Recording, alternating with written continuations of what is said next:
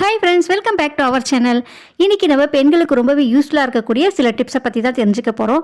இந்த டிப்ஸ்லாம் நீங்கள் தெரிஞ்சு வச்சுக்கிட்டிங்கன்னா உங்கள் வீட்டில் எல்லாருமே உங்களை பாராட்டுவாங்க. அது என்ன டிப்ஸ் அப்படின்றத நம்ம வீடியோவில் போய் பார்க்கலாம் ஃப்ரெண்ட்ஸ். வீடியோ ஸ்கிப் பண்ணாமல் பாருங்கள். இல்லை நம்ம சேனலையும் சப்ஸ்கிரைப் பண்ணலாம். இல்லை ஃபஸ்ட் டைமாக பார்க்குறீங்கன்னா மறக்காமல் சப்ஸ்கிரைப் பண்ணிக்கோங்க.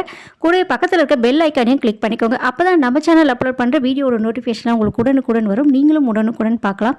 வாங்க ஃப்ரெண்ட்ஸ், வீடியோக்குள்ளே போகலாம்.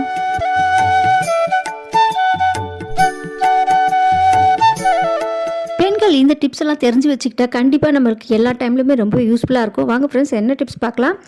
சப்பாத்திக்கு மாவு பிசையும் போது நீங்கள் சாதம் வடித்த தண்ணியை கீழே கொட்டிடாமல் அந்த சாதம் வடித்த தண்ணியை ஊற்றி மாவு பிசைஞ்சு பாருங்கள். சப்பாத்தி சுவையாகவும் இருக்கும், நல்ல சாஃப்டாகவும் வரும். நீங்கள் வாழைக்காய், வாழைத்தண்டு, வாழைப்பூ இதெல்லாம் சமைக்கும் போது சாதாரண எண்ணெய் ஊற்றி தாளிக்காமல் தேங்காய் எண்ணெய் ஊற்றி தாளித்து பாருங்கள். சுவையும் கூடுதலாக இருக்கும், ரொம்பவே மணமாகவும் இருக்கும். விசேஷ நாட்கள்லாம் பொதுவாக நம்ம சாமிக்கு நெய்வேத்தியமாக படைக்க சர்க்கரை பொங்கல் செய்வோம். அந்த சர்க்கரை பொங்கலை நம்ம கூடுதல் சுவையாக செய்வதற்கு கொஞ்சமாக மில்க் மேட் சேர்த்து செஞ்சு பாருங்கள். ரொம்பவே கூடுதல் சுவையாக இருக்கும். நீங்கள் புதினா சட்னி அரைக்கும் போது கொஞ்சமாக வேர்க்கடலை சேர்த்து அரைச்சி பாருங்கள். ரொம்பவே மணமாகவும் டேஸ்ட் ரொம்பவும் சூப்பராகவும் இருக்கும். நம்ம இட்லிக்கு மாவு அரைக்கும் போது சில நேரங்கள்லாம் பார்த்திங்கன்னா அரைப்படாமல் 1-2 அப்படியே குறப்பாக இருக்கும். அந்த இட்லி மாவை வச்சு நம்ம இட்லி ஊற்றும் போது இட்லி சாஃப்டாக வராது. அந்த மாதிரி டயத்தில் நீங்கள் ஒரு 4 அப்பளம், பொரிக்காத அப்பளத்தை தண்ணியில் நனைச்சி நல்லா நைஸாக அரைச்சிக்கோங்க. அரைச்சிட்டு நீங்கள் அந்த மாவோட கலந்து இட்லி ஊற்றி பாருங்கள். இட்லி நல்லா சாஃப்டாக வரும். தோசை நல்லா பஞ்சு போல் சாஃப்டாக வரணுமா, இது உங்களுக்கான டிப்ஸ். அவல் கொஞ்சமாக எடுத்து லைட்டாக சூடான தோசைக்கல்ல போட்டு ரோஸ்ட் பண்ணிக்கோங்க. ரோஸ்ட் பண்ண அந்த அவலை நீங்கள் மிக்ஸி ஜாரில் சேர்த்து நல்லா ஃபைன் பவுடரை அரைச்சி எடுத்துக்கோங்க.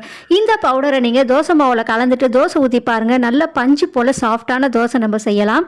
பாகற்காய் குழம்பு செய்யும் போது நீங்கள் அதில் ஒரு 2 துண்டு மாங்காய் சேர்த்து செஞ்சு பாருங்கள். அந்த பாகற்காயோட கசப்பு தன்மையும் தெரியாது, டேஸ்ட்டும் ரொம்பவே சூப்பராக இருக்கும். எண்ணெயில் உருளைக்கிழங்கை போட்டு பொரிக்கும் போது அந்த உருளைக்கிழங்கோட கொஞ்சமாக பைத்த மாவு கலந்து பொரிச்சு பாருங்கள். நல்லா மொறும் டேஸ்ட்டும் ரொம்பவே சூப்பராக இருக்கும். இந்த முந்திரி பருப்பு, பாதாம் பருப்பு வைக்கக்கூடிய டப்பாலெல்லாம் எறும்பு தொல்லை நம்மளை பாடாப்படுத்தும். அந்த எறும்பு வராமல் இருக்கிறதுக்கு கொஞ்சமாக இந்த பச்சை கற்பூரத்தை தூள் பண்ணி அந்த டப்பாவில் போட்டு வச்சு பாருங்கள். எறும்பு அந்த பக்கம் கூட எட்டியே பார்க்காது. நீங்கள் யூஸ் பண்ணக்கூடிய அரிசி எந்த அரிசியாக இருந்தாலும் அதை வாஷ் பண்ணும்போது முதல் டைம் வாஷ் பண்ணிவிட்டு அந்த தண்ணியை கீழே கொட்டிடுங்க. இரண்டாவதாக நீங்கள் வாஷ் பண்ணக்கூடிய தண்ணியை கீழே கொட்டாதீங்க. அதுலேயும் நிறைய ஹெல்த் பெனிஃபிட்ஸ் இருக்குது. அந்த இரண்டாவதாக வாஷ் பண்ணக்கூடிய தண்ணியில் விட்டமின் B6, B12 இருப்பதனால இந்த தண்ணியை நீங்கள் கீழே கொட்டாமல் நீங்கள் புளி ஊற வைக்கிறதுக்கு இல்லைன்னா காய்களை வேக வைக்கிறதுக்கெல்லாம் பயன்படுத்தி கொள்ளலாம். சில நேரங்கள்லாம் பார்த்திங்கன்னா நம்ம தோசை சுடுறப்ப அந்த தோசைக்கல்லோடு அப்படியே தோசை ஒட்டிக்கொள்ளும், எடுக்கவே வராது. அந்த மாதிரி டைமில் நீங்கள் என்ன பண்ணலாம், அதை கொஞ்சமாக பெருங்காயத்தூள் தூவிடுங்க தோசைக்கல்ல. அது மேலேயே கொஞ்சமாக எண்ணெய் ஊற்றிட்டு ஃபுல்லாக அப்ளை பண்ணிவிட்டு அதன் பிறகு நீங்கள் தோசை ஊற்றி பாருங்கள். தோசை சூப்பராக எடுக்க வரும், மணமாகவும் இருக்கும். நீங்கள் குழம்பு மிளகாய் தூள் அரைக்கும் போது அந்த வத்தலை லைட்டாக ரோஸ்ட் பண்ணி அரைப்பவர்களாக இருந்தால் அந்த மிளகாயை வெறும் கடாயில் போட்டு ரோஸ்ட் பண்ணாமல் கொஞ்சமாக கல்லுப்பு சேர்த்துட்டு அதன் பிறகு ரோஸ்ட் பண்ணுங்கள். அந்த மிளகாயோட நெடியே வராது. சாம்பார் வைக்கும்போது நம்ம பருப்பு வேக வைக்கிறதுக்கு முன்னாடி அதில் 1 ஸ்பூன் அளவுக்கு வெந்தயம் சேர்த்து வேக வச்சுக்கோங்க. இது நம்ம உடலோட ஆரோக்கியத்திற்கும் நல்லது, நல்ல குளிர்ச்சி தரக்கூடியது. இரவு வரைக்கும் சாம்பாரும் கெட்டு போகாமல் இருக்கும்.